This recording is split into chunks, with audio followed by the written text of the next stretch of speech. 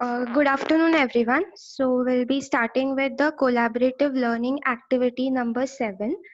So, we'll be discussing one LAQ and two SAQs, which will be discussed in the further slides.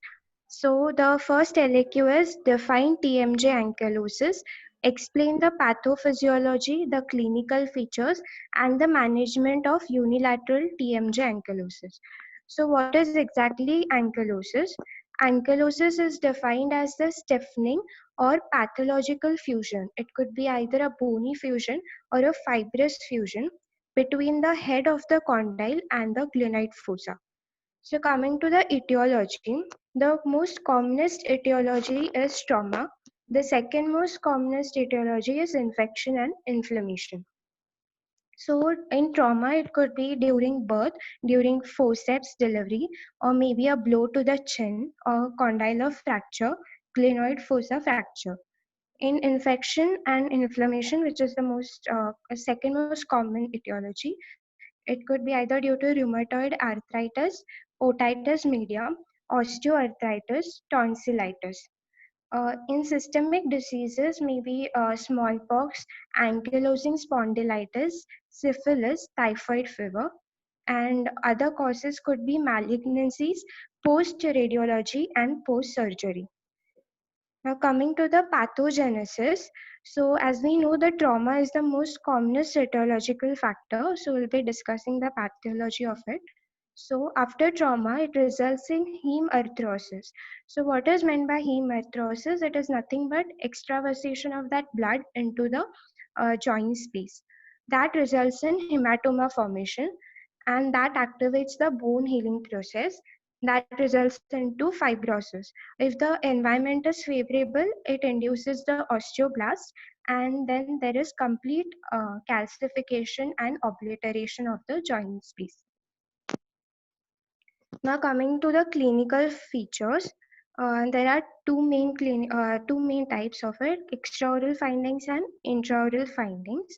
So in extraoral findings, as we can see in the second picture, there is gross facial asymmetry which is seen. In the first picture, we can appreciate a convex profile.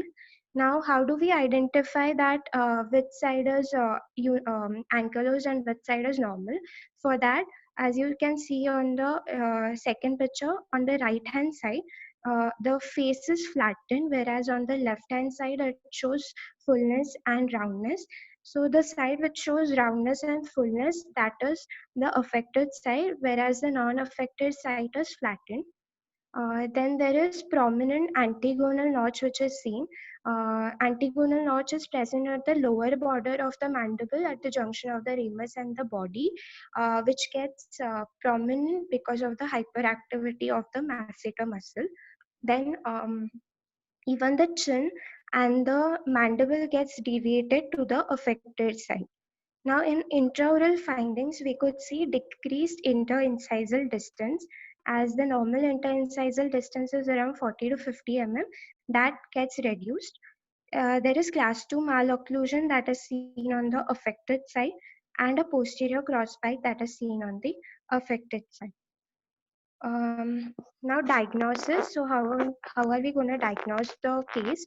So it could be based on the history of infection or trauma, based on clinical features, based on the radiological findings. So in radiological findings, we have the OPG. So in OPG, we'll be able to appreciate both the joints. So we will come to know that which side is ankylosed. In lateral oblique view, it gives the anterior-posterior dimension of that condylar mass. Even nowadays, CT scan and 3D reconstruction CT scan are also used. Now, in management, the principles of management. So, the first principle is to release of that ankylosed mass and to create a gap, and that could mobilize the joint. That ankylosed mass could be either a fibrous one or a bony one. Second is to bring back that joint into function. Third is to restore that joint and to restore the vertical height of the ramus. The vertical height of the ramus, it gets reduced, the anterior facial height, which I forgot to mention it in the clinical features. Then we need to prevent the recurrence, that is re-ankylosis. Then we need to restore back the normal facial growth pattern. And the last one is to improve the aesthetics and to rehabilitate the patient. So there are basically three surgical techniques which are used. One is condylectomy, the second one being gap arthroplasty, the third is interpositional arthroplasty. So now coming to the Caban's protocol, which is for the management of ankylosis in children. So the first protocol is to aggressively excise the ankylotic mass. Second is coronoidectomy on the affected side, as the coronoid process gets elongated uh, during the ankylosis procedure, during ankylosis. The third is coronoidectomy on the opposite side. If doing coronoidectomy on the affected side and still we do not achieve the desired interincisal distance, then we need to do coronoidectomy on the opposite side as well.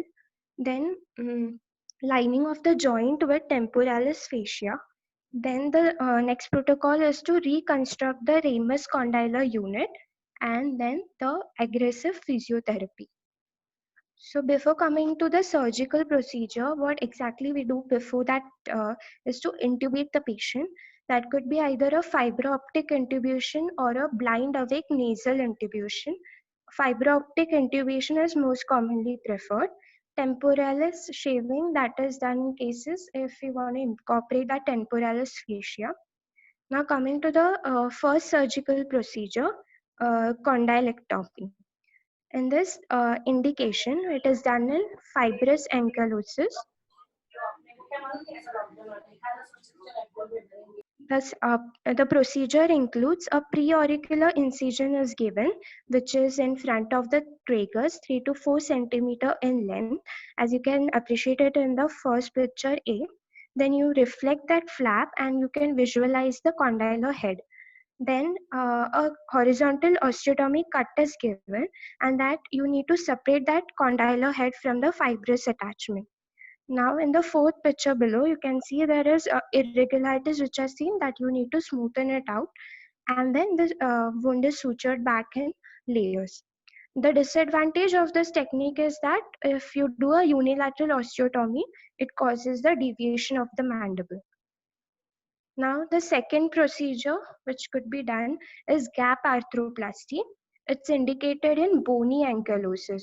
So the earlier procedure was done in fibrous and this is done in bony ankylosis.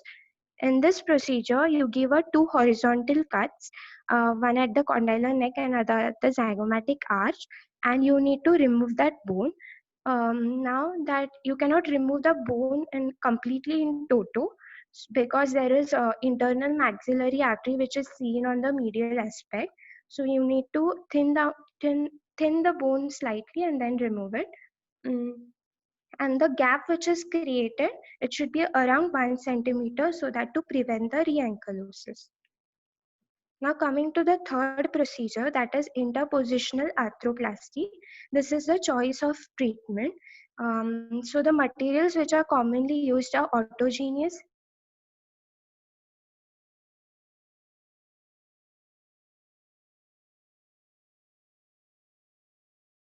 facial art. Cartilaginous graft, costochondral is most commonly preferred, then dermis.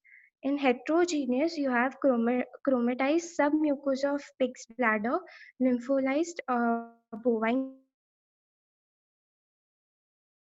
cartilage. In aluminum, there are of two types, metallic and non-metallic.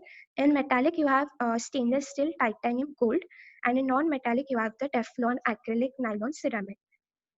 So in interpositional arthroplasty, one is using the costochondral graft, the other one is the artificial joint replacement. Costochondral graft is done in children after the conception and it increases the growth potential, artificial joint replacement. So how do we harvest the costochondral graft is by giving a inframammary incision. Then you need to use the fifth, sixth or seventh rib, which should be of minimum length of 1.5 centimeter. Then the graft which is harvested is shaped in the form of condyle head, and that is placed onto the lateral aspect of the ramus, and that is fixed with screws or intraosseous wiring. In artificial joint replacement, which is done in adults, you use a prefabricated condylar prosthesis made up of steel and titanium. The third procedure which could be done is lining of the glenoid fossa with the temporalis fascia. Now coming to complications of TMJ ankylosing surgery, it could be of two types, intraoperative and postoperative. So in intraoperative, we have the first complication as hemorrhage, which can occur mainly due to the injury to the superficial temporal vessels or maybe the internal maxillary artery, which is seen on the medial aspect of the ramus. Then damage to the external auditory meatus, damage to the zygomatic and temporal branch of the facial nerve, damage to the temporal nerve which can result into Frey syndrome, then damage to the parotid gland that can cause salivary gland fistula, damage to the teeth.